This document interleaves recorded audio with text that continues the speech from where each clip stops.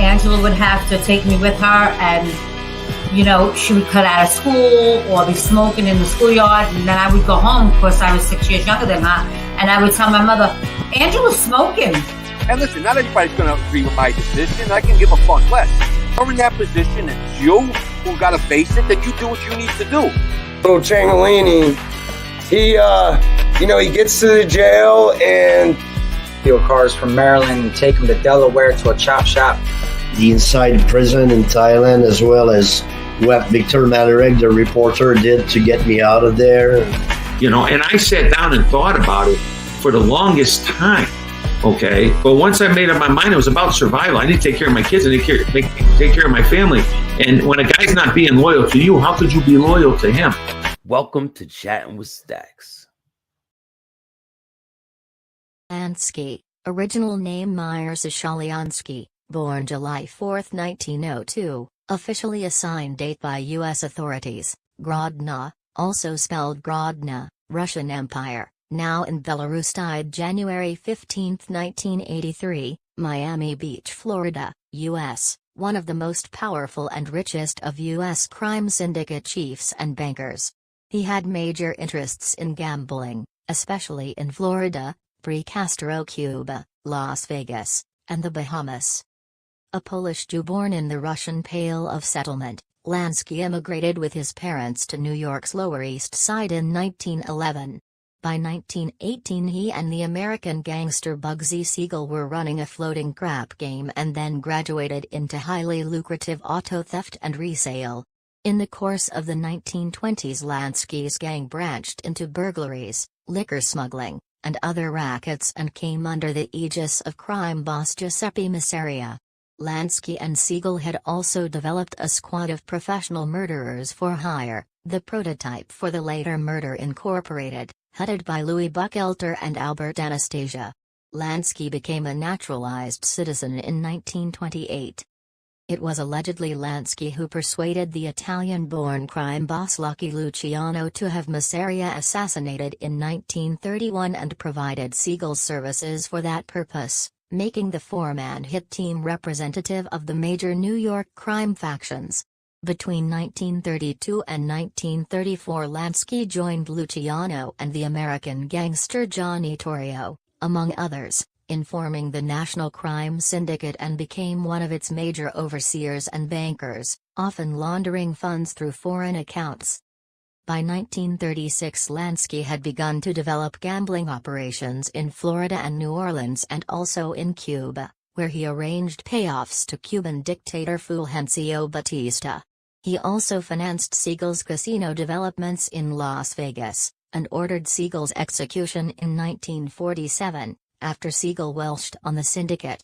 When Fidel Castro came to power in Cuba in 1959, Lansky turned to the Bahamas, building casinos on Grand Bahama and Paradise Islands in the 1960s after nurturing government cooperation.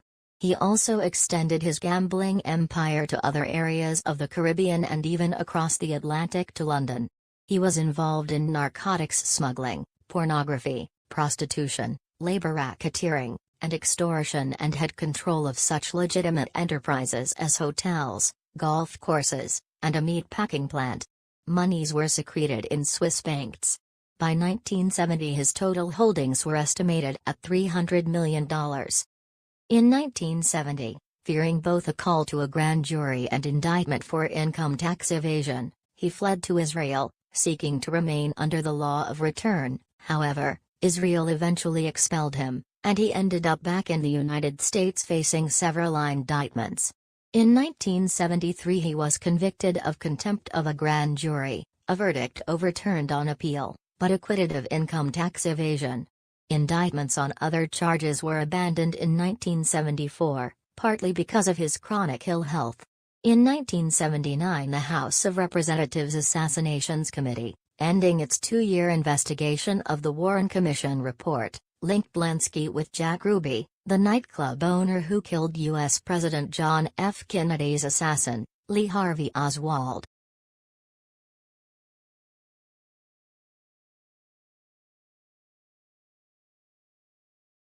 What's good, everybody? I hope you guys like that little short about Meyer Lansky, Got a lot of shows to come. Make sure you guys hit the like, subscribe, and notification bell.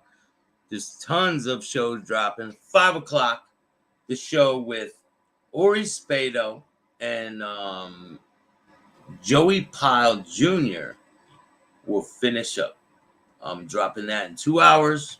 So make sure you guys go over them and watch that one. How's everyone doing today? Cindy, how are you? Mickey Griggs, how are you, man? Steve, down neck, what's up?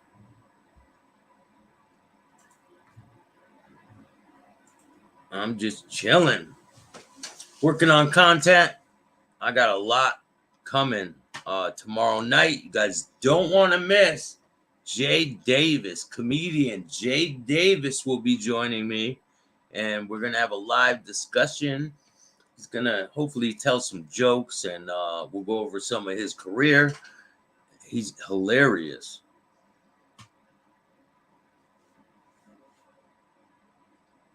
I'm just chilling, man, you know, working, constantly grinding, trying to get the best content I can for you guys.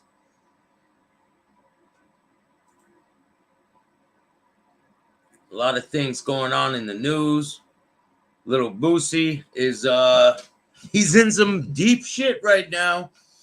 But if you guys haven't heard, there was a case going on out of Ohio. Pretty shocking crime that happened. This man killed his own kids in Ohio. And let's see if I can find that case.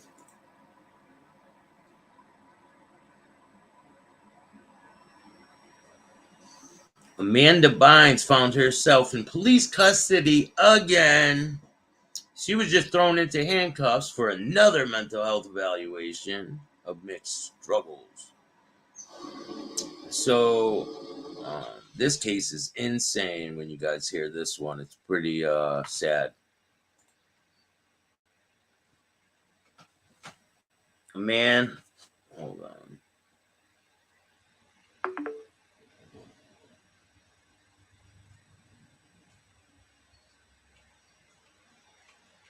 This guy killed his whole family in Ohio.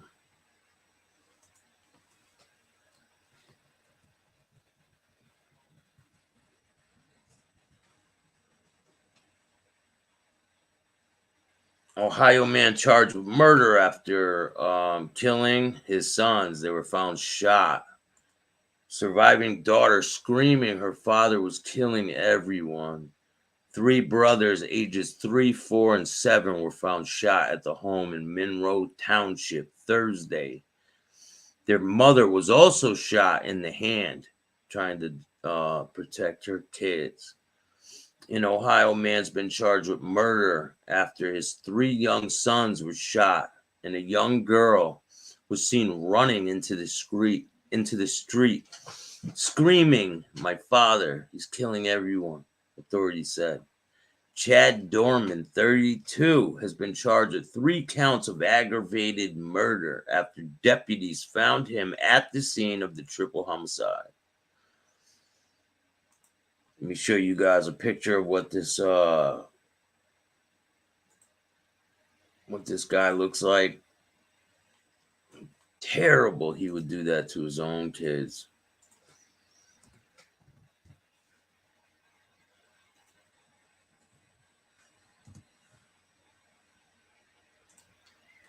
Why you would do that is beyond me, but you know, the world is really going bad place right now. I got a picture of him when he gets arrested, and I have a picture of him in court. He looks all disheveled. Really sad situation. Let's see.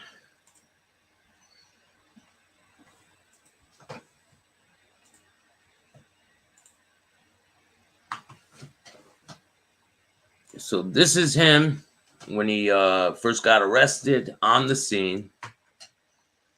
Here's a picture of him in court. Yeah, this is a really sad case. When and where? This was yesterday in Ohio. So,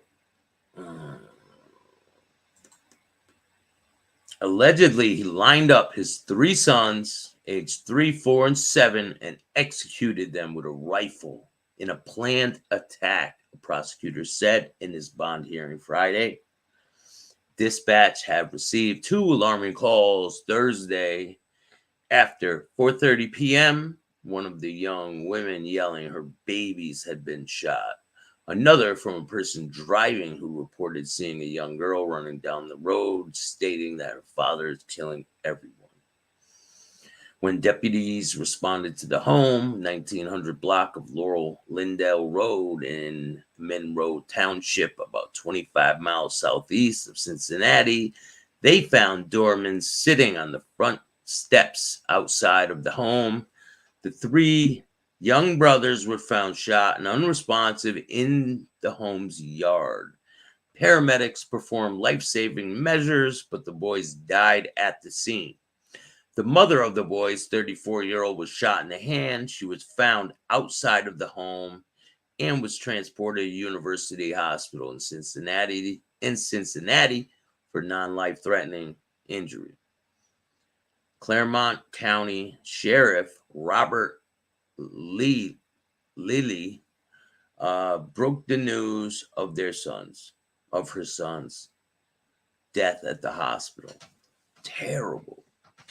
Dorman was detained without incident at his home and was interviewed by detectives while he was being transported to the jails, being held without bond. There were no signs of forced entry in the home, and sheriff wasn't expecting to search for other suspects. It's not clear what started all of this, but it is clear that his ass is never getting out of prison, and he most likely will die in prison. His life is over, just like Lil Boosie and Casanova. We'll see, though, because one of them, both of them might start cooperating. You never know. Crazier things have happened. But if you guys like this content, make sure you hit the like, subscribe, and notification bell so you can get my videos every time they drop. And if you don't like it, too bad. Start your own podcast. I'll see you guys later. 5 o'clock. Don't be late. And remember, don't be a bitch.